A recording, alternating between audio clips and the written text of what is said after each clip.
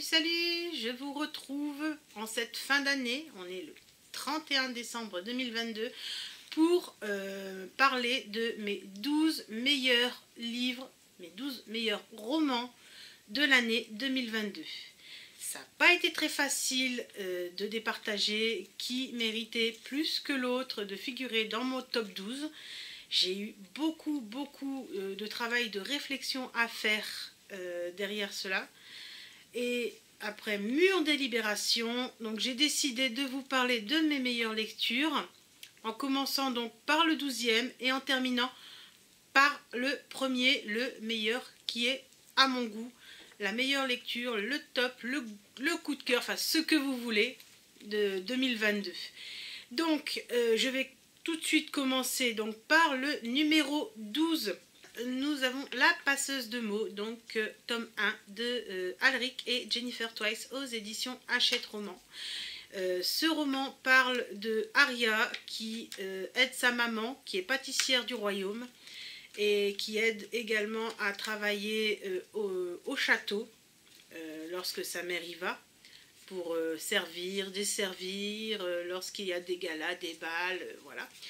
Et c'est un royaume assez particulier parce que la magie existe, mais le roi refuse de l'utiliser.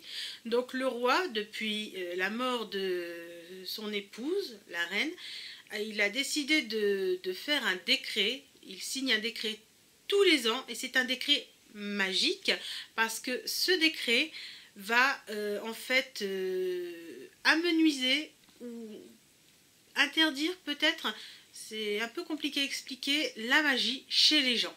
Donc c'est ce qui est un peu paradoxal parce que c'est un décret magique qui interdit la magie. Voilà. Donc là-dessus, c'est vrai que j'ai un peu tiqué. Mais enfin bref. Donc le roi admet qu'il y a de la magie, mais il refuse qu'on l'utilise dans son royaume. Donc ça, c'est la base centrale. Et, le roi dispose également de 3 fils. Hein, donc on a Abel, on a, je ne sais plus le deuxième, mais on n'en entend jamais parler, et on a Aidan. Et notre petite Aria, notre héroïne, va se lier d'amitié avec le prince Aidan. Mais c'est une amitié secrète.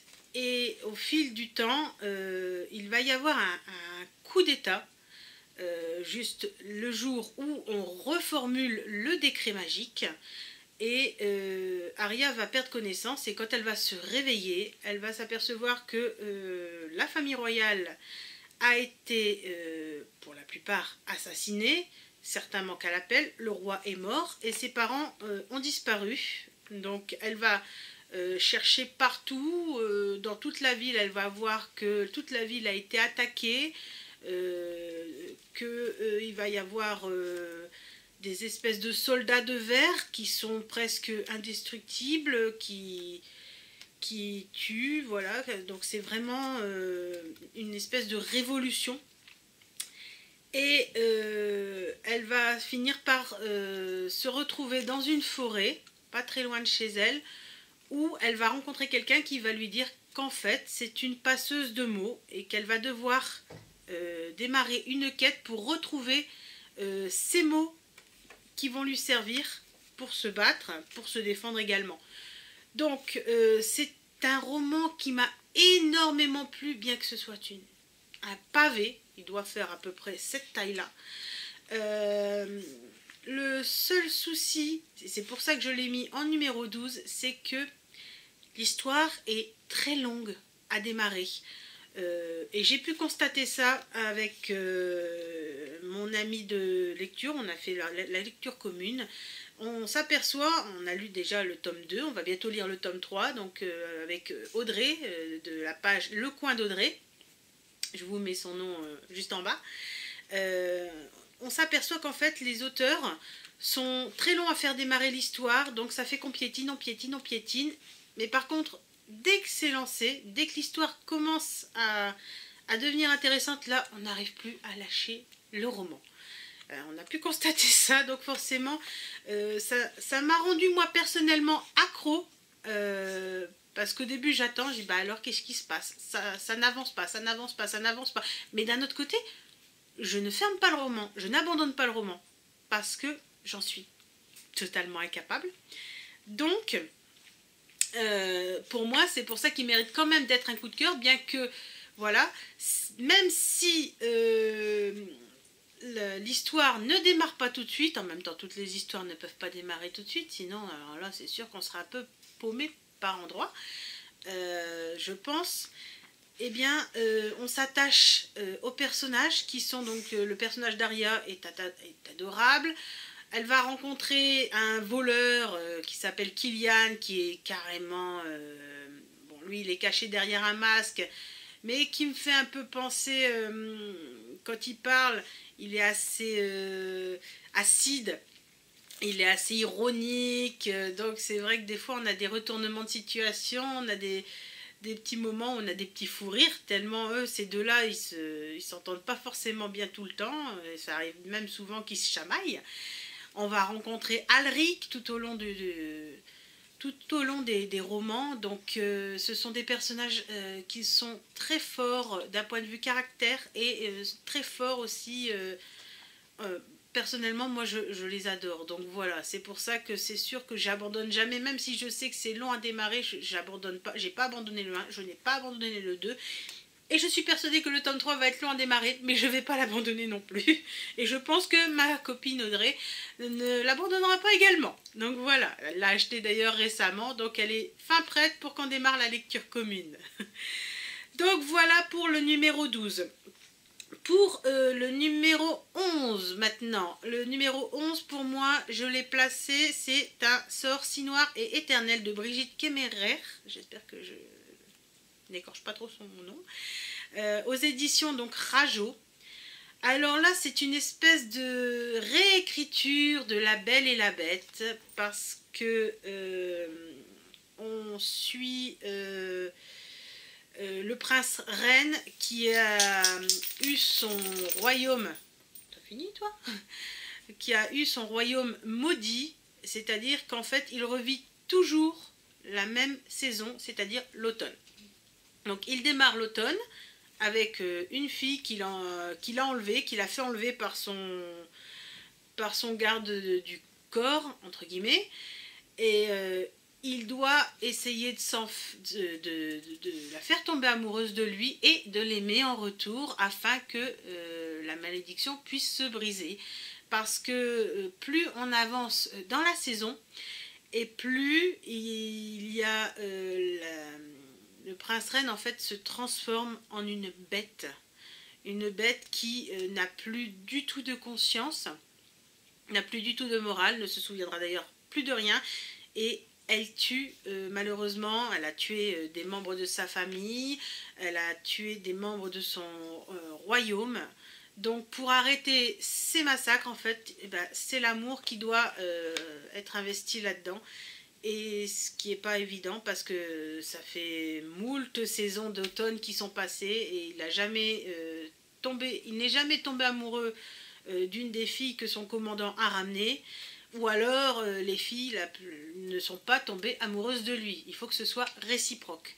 Donc la fille qu'il va ramener, que le commandant va ramener, c'était pas au départ cette fille-là, mais elle est un peu handicapée, elle est estropiée. Donc elle a un caractère bien trempé parce qu'elle, à mon avis, elle s'en est pris plein la tête avec son handicap dans le monde réel. Donc là, elle arrive dans un monde magique, mais elle se laisse pas faire et du coup, ça se chamaille, ça se... Voilà quoi, c'est un peu ennemi tout l'over. Et puis après, bon ben, après on va voir comment ça se déroule. Je vais pas tout vous dire parce que voilà. J'ai déjà le tome 2 dans ma palle, qui est gargantuesque, voilà, donc j'en ai beaucoup à lire, et qui sont également des pavés, des pavasses. Hein. Bonne lecture. Hein. Moi, je me lis ça, quand je me lis ça, généralement, il me faut 2 semaines pour le lire. Donc c'est sûr que de l'autre côté, je ne peux pas lire d'autres livres si je lis celui-là. Je ne sais pas comment font certains ou certaines d'entre vous qui arrivent à lire plusieurs livres en même temps. Pour moi, c'est pas possible. Un livre à la fois, sinon, là, je n'y arriverai pas. Donc je vous recommande également Un sort si noir et éternel. Le numéro 10, c'est un manga que j'ai commencé récemment, mais qui est un vrai coup de cœur. Il s'agit Le fil du destin de Kao Miyazaki aux éditions Panini Manga. Alors, Kao Miyazaki, c'est pas la première fois que je lis un de ses romans. J'avais lu, il y a Perpète les oies, Carré First Love, que j'avais bien aimé, qui est un shoujo. Et Le fil du destin est également un shoujo, mais également un drame. Parce qu'on suit Rino, qui est une jeune fille comme les autres, hein, qui tombe amoureuse d'un garçon qui est capitaine du club de kendo. Et bon, l'histoire est également longue à démarrer, parce qu'en même temps, vous me direz, c'est pas facile de tomber dans l'action tout de suite. Une histoire, on ne tombe pas direct dans l'action.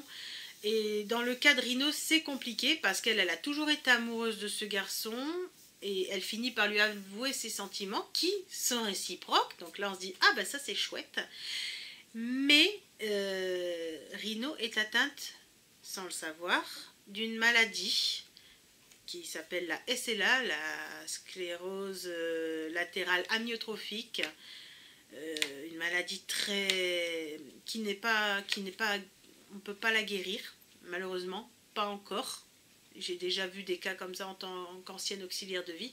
C'est une maladie très difficile et qui entraîne la dégénérescence des membres, de tous les membres, jusqu'à la respiration. Donc les personnes qui sont atteintes de SLA finissent par mourir dans des conditions atroces, malheureusement. Donc Rino ne sait pas encore qu'elle est atteinte de cette maladie, mais elle sent que, par exemple, ses jambes la lâchent par moment. Elle veut pour marcher, impossible de bouger. Et son grand-père, parce qu'elle vit avec son grand-père commence à avoir des doutes parce que, justement, son épouse défunte, donc la grand-mère de Rino, était atteinte de SLA et ça peut être héréditaire, malheureusement. Donc, il y a à peu près, il me semble, 7 ou 8 tomes. Là, actuellement, je suis au tome 5. Mais c'est une belle découverte parce que, justement, ça mêle le drame, ça mêle l'amour, ça mêle l'humour aussi, parce que l'autrice arrive quand même à nous mettre quelques petites miettes d'humour par-ci par-là, des quiproquos, des triangles amoureux dans cette histoire tout au long de cette romance. Et donc franchement, c'est ce qui fait que pour moi, c'est un coup de cœur également. Et que j'étais obligée de vous en parler parce que c'est une pépite. Quand je lis le roman, je ne mets pas longtemps à le finir. Parce qu'il faut que je sache la suite à chaque fois. Donc voilà, pour moi, il fallait absolument qu'il fasse partie du top 12. C'était indéniable. Donc on est au numéro 9. Donc le numéro 9, c'est un livre que j'ai lu, si je me souviens bien, au mois d'avril. C'est un roman qui s'appelle La vie en chantier de Pete Fromm, chez Gallmaster. Alors ce roman, ça a été une claque. Déjà c'est le premier roman de cet auteur que je lis. Donc on parle d'une histoire d'amour donc de Taz et Marnie qui sont des rénovateurs, c'est-à-dire qu'ils achètent des maisons et ils retapent tout de fond en comble parce que Taz, lui, c'est vraiment manier le bois, hein, il est ébéniste, il sait vraiment tout faire là-dessus au niveau de travail, c'est superbe. Et Marnie, elle, s'occupe de la décoration et d'autres bricoles. Et donc ce couple-là est très amoureux et ils vont avoir la joie d'attendre un enfant. Donc ils sont impatients que l'enfant arrive. Ils ne savent pas si c'est une fille ou un garçon. Et donc ils se dépêchent de rénover leur maison afin d'accueillir le bébé, que tout soit prêt pour justement la naissance. Malheureusement, les choses ne vont pas se dérouler comme prévu parce que Marnie va mourir en couche. Et oui, ça arrive encore de nos jours malheureusement. Les embolies gazeuses, tout ça, donc ça existe. Et Taz va devoir gérer, gérer donc son travail, gérer la construction ou la réparation, la rénovation de leur maison, et il doit également s'occuper de leur petite fille qui va s'appeler Midge, tout en faisant son deuil de la femme qu'il aimait. Et là, c'est un drame, c'est une grosse difficulté à gérer tout ça en même temps, dans une solitude presque, je dis bien presque totale, parce qu'il y a quand même des gens qui vont l'aider, notamment la mère de Marnie, ou alors son meilleur ami aussi, qui va intervenir aussi, bien qu'il n'ait pas du tout calé nourrice ni babysitter. C'est pour ça que je rigole, parce que justement, on a quelques petites anecdotes avec lui, il est un peu loufoque. Donc, et l'auteur en même temps nous dévoile des paysages de l'Amérique, pas très loin, il me semble que c'est le Texas, j'espère que je ne vous dis pas de bêtises, mais il arrive à nous dépeindre un décor, mais à tel point que j'ai envie d'aller là-bas, j'ai envie de voir par moi-même ce qu'il décrit, tellement c'est beau, c'est chaud l'été, c'est froid l'hiver, c'est magique en fait. Et franchement, j'ai adoré ce roman, je n'ai pas pu le lâcher. Je n'ai pas pu le lâcher, je vous le dis carrément. Donc lui, il était, c'était systématique, c'était sûr qu'il était dans mon top 12. Je ne pouvais pas faire autrement, c'était pas possible. Le numéro 8 maintenant, un peu plus léger, mais quand même difficile. Il s'agit donc Vie de chien de Laura Trompette aux éditions Pygmalion, qui a été également une énorme surprise. On va parler de Tom le chien, qui est un bulldog français qui est à la SPA et qui espère trouver une famille, qui va finir d'ailleurs par en trouver une. On va parler donc de Maël, qui lui est placé dans l'aide sociale depuis perpète parce que sa mère a été incapable de s'en occuper malheureusement. Et ces deux-là vont se retrouver dans une famille d'accueil, qui ont également un garçon de l'âge de Maël. Donc c'est une histoire d'ado. Donc on va avoir le point de vue du chien, on va avoir le point de vue de Maël, et de temps en temps on va avoir le point de vue de Jacques, le fils légitime de la famille. Je saurais plus dire le nom des parents, mais toujours est-il que il y a des moments drôles, il y a des moments émouvants. J'ai versé ma petite larme d'ailleurs, moi qui suis très sensible à la cause animale. J'avoue que là ça m'a touchée. Et voilà, j'ai vraiment adoré ce roman. C'est tellement bien écrit, on a la vision des choses d'un chien est parfois assez amusante. Donc si vous qui aimez les chiens et les animaux, je vous recommande vraiment, regardez, on parle d'animal, regardez qui arrive, forcément, hein. Donc si vous aimez les animaux, je vous recommande vraiment ce roman, il n'est pas trop long, ou alors s'il est long, je m'en suis pas rendu compte, c'est surtout ça aussi. Donc, Vie de chien, c'est vraiment un roman que je suis vraiment pas prête d'oublier, parce qu'il m'a vraiment touché droit au cœur, c'est sûr. Au numéro 7, tu le dis avec moi? Bon. Donc, je suis tombée sur Les Incandescentes de C.J. Tudor aux éditions Pygmalion. J'ai dû le lire, je crois que ça devait être au mois d'août. Et c'est une surprise parce que ça mêle le mystère, le paranormal, un peu le polar aussi. Donc en fait, si vous voulez, on tombe sur Chapelcroft, qui est un petit village très discret parce qu'il y a 500 ans, suite à un procès de sorcellerie, il y a eu des martyrs. Je crois que c'était une 50aine de personnes qui ont été brûlées. Donc, forcément, quand on a ce genre de croyances qui se sont passées dans un village, ben, on a tendance à faire profil bas. Voilà. Et 20 ans avant, deux jeunes filles, deux adolescentes ont disparu. Et là où on en est, on arrive au moment où 2 mois avant, le vicaire de la paroisse se suicide. Donc l'église envoie un nouveau pasteur qui s'appelle Jack. Alors là, j'ai eu une première surprise parce qu'en fait, Jack, je pensais que c'était un homme. Et ben non, pas du tout. C'est une femme, diminutif de Jacqueline, et qui vient avec sa fille donc s'occuper pendant quelques mois donc du village. Et ils vont être témoins de phénomènes étranges, parfois paranormaux ou parfois bizarres. Et on va trouver, ils vont essayer, enfin surtout Jack va essayer de mener l'enquête pour avoir le pourquoi du comment en détail de ce qui se passe, pourquoi son ancien collègue s'est suicidé, pourquoi elle retrouve de drôles de choses dans l'ancienne maison qu'elle habite maintenant, l'ancienne maison de son collègue. Sa fille qui prend des photos, qui est passionnée de photographie, a des visions dans le cimetière qui est juste derrière la maison. Donc elles vont en apprendre plus sur l'histoire qui s'est déroulée il y a 500 ans. Elles vont en apprendre plus sur l'histoire sur les disparitions d'il y a 30 ans.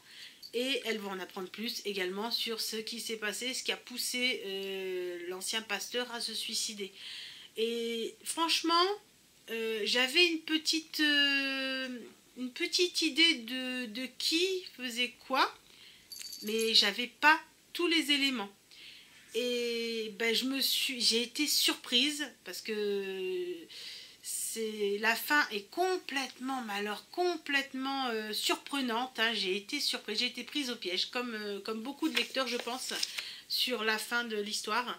Et c'est pour ça que moi, quand on arrive encore à me surprendre dans des romans, dans des lectures, pour moi, ça peut que être faire partie donc de ma bibliothèque. Ceux-là, c'est ceux que je ne me débarrasserai pas parce qu'ils méritent de rester là.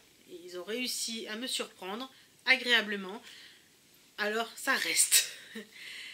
Au numéro... tu veux le dire toi peut-être ? Non ? En numéro 6, c'est un manga qui s'appelle Perfect World de Rie Haruga aux éditions Akata. Alors vous en avez beaucoup entendu parler. J'ai pas fini de le lire non plus parce que j'emprunte petit à petit les tomes à la médiathèque. Alors il s'agit donc de Tsugumi et Kawana. Tsugumi Kawana, on va y arriver.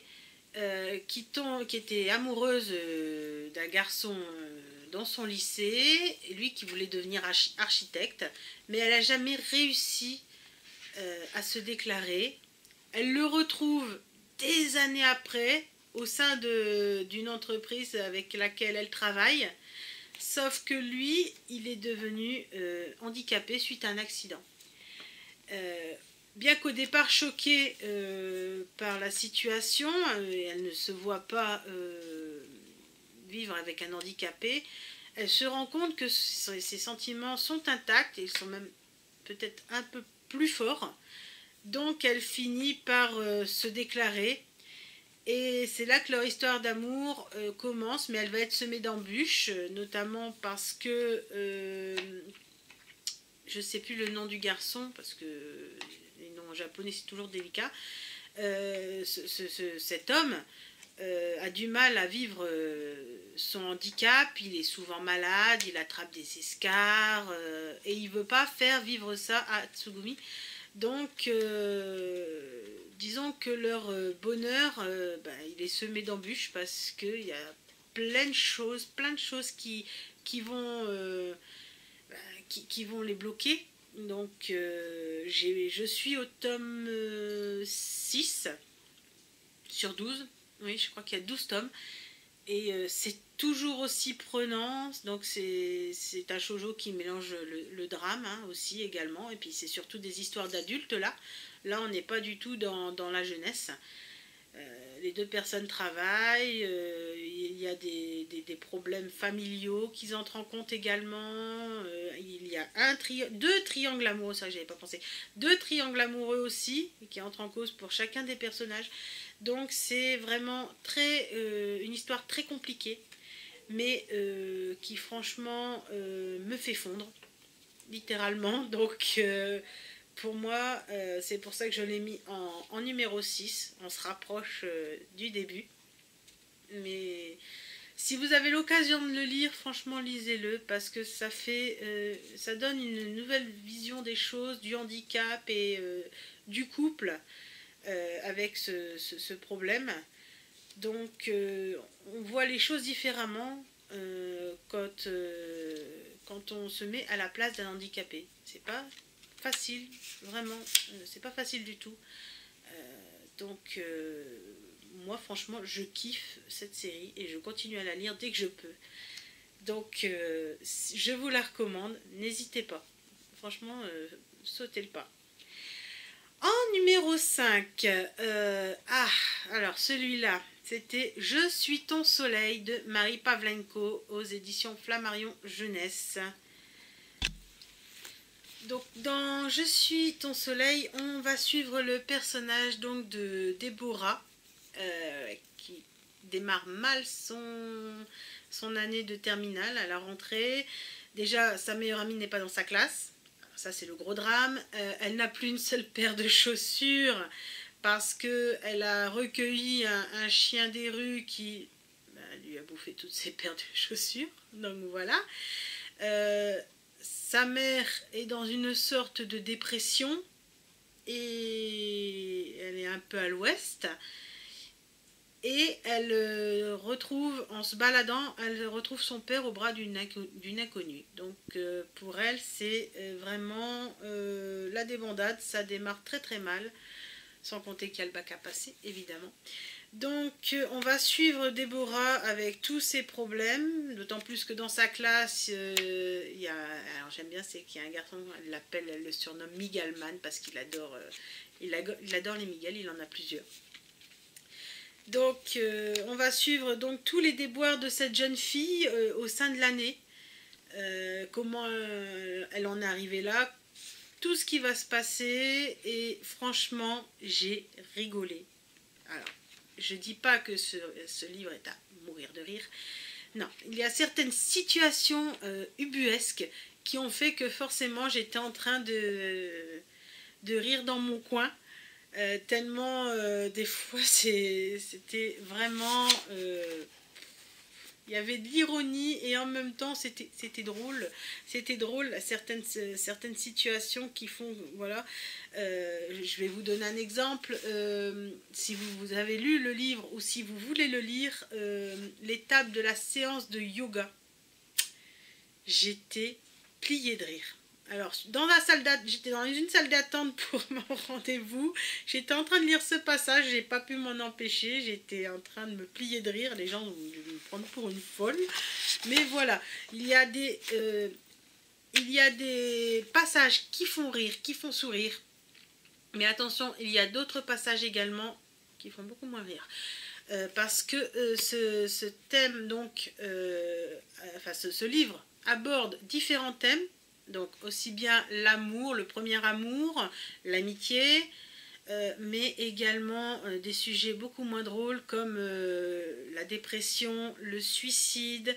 On embraye également sur le thème de l'adultère, hein, avec les parents de Déborah. Comme elle dit, c'est le théorème de l'Ashkumun. Et elle va vous expliquer sa théorie qui est bien trouvée, je trouve, effectivement. Quand tout va mal, tout va mal. Hein. Donc ça, c'est l'Ashkumun. Donc, il est aussi bien pour des ados que pour des adultes. Personnellement, moi, en tant qu'adulte, ça ne m'a pas dérangé de lire ce livre. Je ne l'ai pas trouvé du tout infantilisant. Et l'écriture est très bien. Franchement, c'est très bien écrit. C'est fluide. J'avais du mal à lâcher ce roman. un chapitre, encore un chapitre, allez, encore un chapitre, il y a encore un peu de temps. Donc c'est vrai que je l'ai lu très très vite et je le regrette pas. Et du coup, bien que je l'avais emprunté à la médiathèque, j'arrive encore à m'en souvenir alors que j'ai dû le lire au mois de mars-avril. Donc c'est encore très très frais quand même. Donc je vous le recommande, que ce soit pour ados ou adultes. N'hésitez pas si vous avez envie de passer un moment qui arrive aussi bien à allier la légèreté que des choses un peu plus lourdes. Donc voilà. En numéro... on approche de la fin. Là on est dans le top 5. Donc en numéro 4. Alors ah oui, celui-là. Nous avons donc la chanson du rayon de lune de Tony Béard aux éditions Charleston, qui a été une grosse surprise pour moi. Je ne m'attendais pas du tout à ça. Généralement j'aime bien les romans de Charleston, mais bon, au départ je vous avoue que le résumé ne me faisait pas envie. J'aimais bien la couverture, soit dit en passant. Donc on va suivre deux personnes, deux femmes à deux moments diamétralement opposés. Donc on va suivre Joséphine dans les années 1866, il me semble, et de l'autre côté on va suivre Amanda dans les années 2020, pendant le confinement. Donc c'est sûr que ça nous a rappelé quelques petits souvenirs. Donc, de quoi il s'agit? Eh bien, en fait, c'est Amanda qui a un appartement et qui décide de le rendre un petit peu plus chaleureux, et elle décide donc de faire appel à un professionnel pour restaurer la cheminée qu'elle possède, qui avait été fermée, qui avait été scellée. Donc, elle fait venir ce professionnel qui défonce la cheminée pour la remettre au goût du jour et surtout aux normes. Et là, elle trouve dans la cheminée une boîte avec des lettres d'amour et une bague qui s'appelle donc le rayon de lune.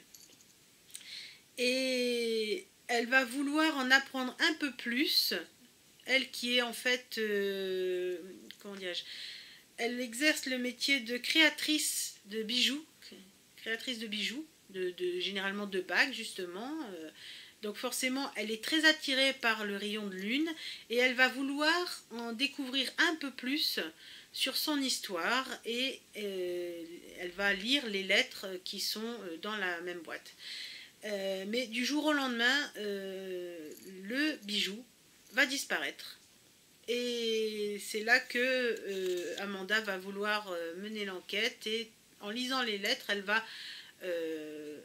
découvrir le quotidien donc de Joséphine dans les années 1800 et quelques, qui était une grisette. Ils appellent ça une grisette, c'est-à-dire que c'était des femmes qui faisaient des travaux de couture, tout ça, pour gagner un peu d'argent. Et donc de nos jours, Amanda, elle va essayer de vouloir retrouver cette bague qu'elle a vraiment flashé dessus. Et elle va s'apercevoir que c'est son ex-petit ami qui lui a pris. Mais malheureusement, celui-ci est mort devant son immeuble. Est-ce que c'est un accident? Est-ce que c'est un meurtre? On ne le sait pas. On le saura qu'à la fin. Donc, c'est plutôt assez mystérieux. Et du coup, ça m'a vraiment donné envie de lire le roman, et je n'ai pas pu là non plus, encore une fois. De toute façon, si je vous en parle là, c'est que comme les 12, j'ai pas pu le lâcher. Donc pour moi, un livre que je n'arrive pas à lâcher, pour moi, c'est un coup de cœur systématique. Donc l'histoire est bien construite, je me suis prise d'affection aussi bien pour Joséphine que pour Amanda. Leurs histoires sont aussi bien tristes que gaies à la fois, hein, forcément. Tout n'est pas rose, tout n'est pas noir. Il y a du gris. Donc, si vous avez envie de passer un bon moment, il n'est pas très long en plus, je crois. Il doit faire... il y avait je pense que c'était ça à peu près de l'âge. Donc, ce n'était pas non plus un pavé. Donc, il se lisait assez rapidement. Donc, si vous avez envie de passer un bon moment, surtout que c'est dans les éditions Charleston, moi, généralement, c'est très rare que j'hésite à lire un livre des éditions Charleston. Donc, je vous le recommande. Ah oui, le numéro 3, là c'était magique pour moi, c'était La petite boutique au poison de Sarah Penner aux éditions Faubourg Marigny. Déjà, j'avais été attirée par la couverture parce que je la trouve sublime. Je l'avais empruntée à la médiathèque et j'ai mis moins d'une semaine à le lire tellement j'ai été prise dans l'histoire. Donc, alors, cette histoire, quelle est-elle? Je vais vous dire. Alors, c'est l'histoire donc de Nella, qui est une apothicaire dans les années 1790 à peu près, qui, suite à une déconvenue amoureuse, elle a repris la maison d'apothicaire de sa mère, mais au lieu de soigner les gens, elle va plutôt aider les femmes qui sont en mal d'amour ou qui souhaitent se venger pour une raison X ou Y. Donc du coup, c'est plutôt une assassineuse. Donc en fait, c'est très simple. La femme, ça se transmet de bouche à oreille. La femme qui est bafouée doit laisser une petite lettre dans un endroit abandonné, dans un tonneau. Et elle doit revenir le lendemain même, et c'est là qu'elle trouvera Nella, qui aura préparé une potion ou quelque chose, une poudre, qu'elle devra verser, dans la nourriture de son mari, de son amant, de son père, de son frère, enfin bref, de celui avec qui elle veut se venger. Et donc tout ça se transmet de bouche à oreille. Et il va se passer malheureusement quelque chose. Je ne peux pas vous en dire plus, sinon là je vous raconte l'histoire complètement. Donc c'est pas possible. Et d'un autre côté, dans les années pareil, 2020, on va suivre Caroline qui, suite à une déconvenue avec son mari, ils devaient fêter leurs 10 ans de mariage. Elle décide de partir tout seul, entre guillemets, en seconde lune de miel, à Londres. Pour faire le point sur sa vie, sur la relation qu'elle a eue avec son conjoint. Et en furetant du côté de la Tamise, elle va tomber sur un flacon ciselé, un beau flacon. Et en voulant faire des recherches, elle va remonter petit à petit jusqu'à Nella, en fait, ni plus ni moins. Et de là, on va savoir ce qui est arrivé à Nella, de par les recherches que Caroline aura effectuées dans les divers endroits de Londres pour retrouver la propriétaire donc, du flacon. Et donc cette histoire, franchement, j'ai adoré. Si j'avais eu les moyens, je l'aurais acheté, ne serait-ce que pour la couverture, parce que la couverture me faisait vraiment envie, elle est vraiment magnifique. Et cette histoire, franchement, je l'ai lue très rapidement également. Pourtant, elle était assez conséquent quand même, le livre. Je crois que c'est un roman qui fait 405 pages, il me semble. Et j'ai mis moins d'une semaine à le lire. Je lis que le soir ou pendant la sieste de mes enfants, donc c'est pas toujours évident. Et franchement, je vous le recommande à 1000%.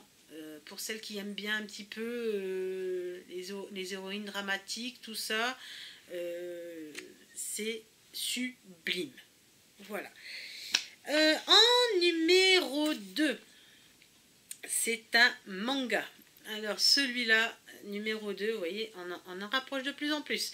Les carnets de l'apothicaire. Voilà, on était avec une apothicairesse. On continue avec une apothicairesse aussi, avec les carnets de l'apothicaire de Itsuki Nanao, aux éditions Kiyun. Alors, ce manga qui n'est pas encore terminé, hein, je crois que le tome 10 vient de sortir ou va sortir dans pas longtemps.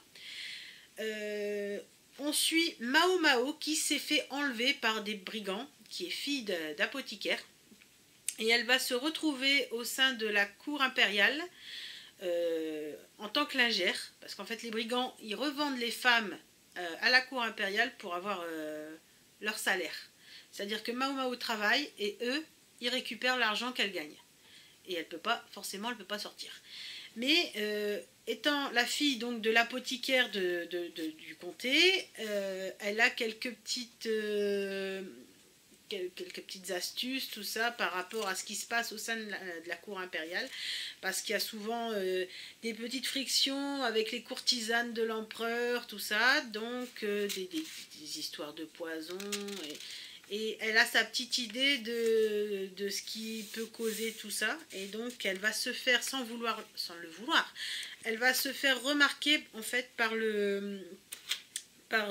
celui qui dirige, par le dirigeant de la cour, il dirige pour l'empereur le quartier des femmes. Et donc il va faire appel à elle très souvent pour régler les petites histoires entre femmes et comment dirais-je, pour pouvoir dénouer certaines affaires mystérieuses avec ses talents qu'elle a, avec les talents qu'elle a pour créer des potions, tout ça. Donc ce n'est pas une romance, bien que je pensais que c'était une romance au départ, mais non, pas du tout, c'est un seinen. Donc c'est vraiment basé sur le mystère au sein de la cour impériale, et on voit qu'il y a des petites intrigues, des jalousies meurtrières, maladives, hein, malheureusement, tout le monde veut le cœur de l'empereur. Et donc Mao, elle, qui est complètement c'est ce qui me fait rire, parce que c'est son tempérament un peu niais et en même temps complètement à la ramasse. Elle n'est pas du tout intéressée parce que les jeunes filles veulent à cette époque-là. Elle, ce qui l'intéresse, c'est de trouver des fleurs qui lui permettent de créer des super poisons et de les tester sur elle, toutes des choses comme ça, complètement zinzin. Et en même temps, c'est ce qui fait son charme. Et c'est ce qui me fait rire quand je la vois, parce que quand je la lis, quand je vois ce qu'elle a encore trouvé, ce qu'elle a encore dégoté, Jinshi, celui qui dirige, il essaye de la pâter justement en lui disant « Oh bah tiens, si tu résous cette affaire, j'ai ça que je me suis procuré, un petit poison très rare. » Et là, elle est en train de baver en disant « Qu'est-ce que je pourrais faire avec ça ?» Voilà, et elle accepte systématiquement parce qu'elle sait qu'elle veut absolument le poison ou le produit qu'il a réussi à se procurer. Donc ça me fait bien rire en même temps. Donc franchement, s'il est en numéro 2, cherchez pas, c'est mon coup de cœur manga, le meilleur, franchement. Et on termine le top 12 par le meilleur, le best pour moi, le roman Inheritance Game de Jennifer Lynn Barnes aux éditions PKJ, qui a été une révélation. Donc c'est ma révélation de l'année, c'est mon coup de cœur. Et franchement, je me le suis procuré parce qu'au départ, je l'avais emprunté à la médiathèque, mais j'ai dit non, celui-là, je ne peux pas le laisser passer. Donc je l'ai acheté. On suit Avery, qui a très peu de moyens. Elle va à l'école, mais en même temps, elle vit chez sa sœur, des problèmes familiaux. Et elle apprend du jour au lendemain qu'un monsieur très fortuné, multimilliardaire, fait d'elle son héritière alors qu'elle ne l'a jamais rencontré, elle ne l'a jamais vue. Et forcément, quand on est pauvre et qu'on du jour au lendemain on peut devenir riche, c'est intriguant, c'est intéressant forcément, parce que ça permet de sortir un petit peu de la panade. Mais la seule solution, si elle veut toucher l'héritage, c'est qu'elle doit vivre 1 an dans le manoir de ce monsieur, avec la famille de ce monsieur, la famille que ce monsieur a déshérité à son profit. Donc ils ne sont pas forcément très ravis de la voir. Par ailleurs, ce monsieur avait, je crois que c'est Hawthorne son nom, des petits-enfants, des petits-fils, et il avait tendance à faire des jeux de pistes, des jeux d'énigmes avec eux.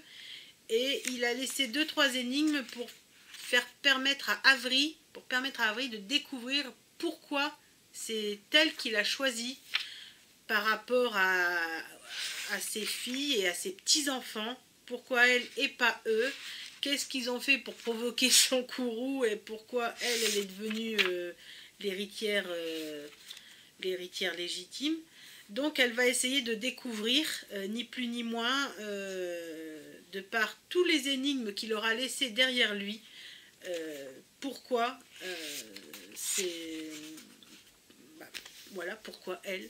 Et elle va se faire aider par certains des petits-enfants qui eux aussi veulent savoir ce qu'ils ont fait de mal pour être complètement déshérités.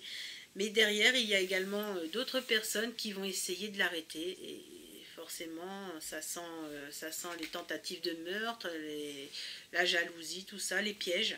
Et franchement, j'ai adoré, ne serait-ce que comment l'autrice a décrit le manoir, ça me fait un peu penser au film Rose Red de Stephen King, ce manoir qui a je ne sais combien de pièces, il y a autant de bibliothèques, il y a une salle de bowling, il y a tout ça. Quand on voit tout ce qu'il y a dans ce manoir, on se dit mais c'est le rêve en fait, c'est un centre commercial avec des lits quoi, et restaurant en plus. Hein. Donc franchement j'ai adoré, j'ai le tome 2 dans ma palle, mais j'ose pas trop le lire tout de suite. Pourquoi? Parce que il y a un tome 3 qui doit sortir là, je crois que c'est au mois de mars 2023. Donc j'ai peur de me sentir frustrée en lisant le tome 2, que ça finit sur une fin qu'il faut attendre la suite. Et moi j'ai horreur de ça. J'ai horreur de ça. Quand vous commencez une histoire, ah super, c'est génial, ah c'est fini, ça se finit comme ça, il faut attendre le tome 2. Ah mais le tome 2 il n'est pas sorti. Ah ouais, ben voilà, vous êtes frustrés. Forcément, vous êtes frustrés. Je pense que beaucoup d'entre vous savent de quoi je parle. Donc, c'est pour ça que j'ai le tome 2, mais j'ai envie d'attendre un petit peu le tome 3 pour éviter d'avoir cette frustration en lisant le tome 2. Si jamais je suis bloquée à la fin, je peux pas lire le tome 3, je dois attendre la sortie du tome 3, ça va me faire trépigner d'impatience et ça, c'est pas possible. Ça, c'est pas possible du tout. Donc voilà les copains, vous avez mes 12 coups de cœur de l'année 2022. Je me demande ce que me réserve l'année 2023. J'espère vraiment avoir de superbes lectures. En tout cas, moi, étant donné qu'on est le 31 janvier, je vous souhaite un bon réveillon de fin d'année, de la Saint-Sylvestre. Et je vous souhaite une bonne année d'avance, bonne année 2023. J'espère qu'elle sera propice aux lectures sublimes. J'espère vraiment pas être déçue de mes lectures. Moi, je vous préviens, j'ai plein de livres à lire l'année prochaine. Et j'espère vraiment ne pas être déçue du tout. Voilà, parce que c'est vraiment ce que je vous souhaite. Je souhaite que vous ayez des bonnes lectures et que vous ne soyez pas déçus. Bon, en même temps, un peu la santé quand même, hein, parce qu'il ne faut pas se leurrer avec tout ce qui se passe en ce moment. On a plutôt intérêt, avec la grippe, la bronchiolite et le Covid. Je vous souhaite également la santé hein, et la prospérité.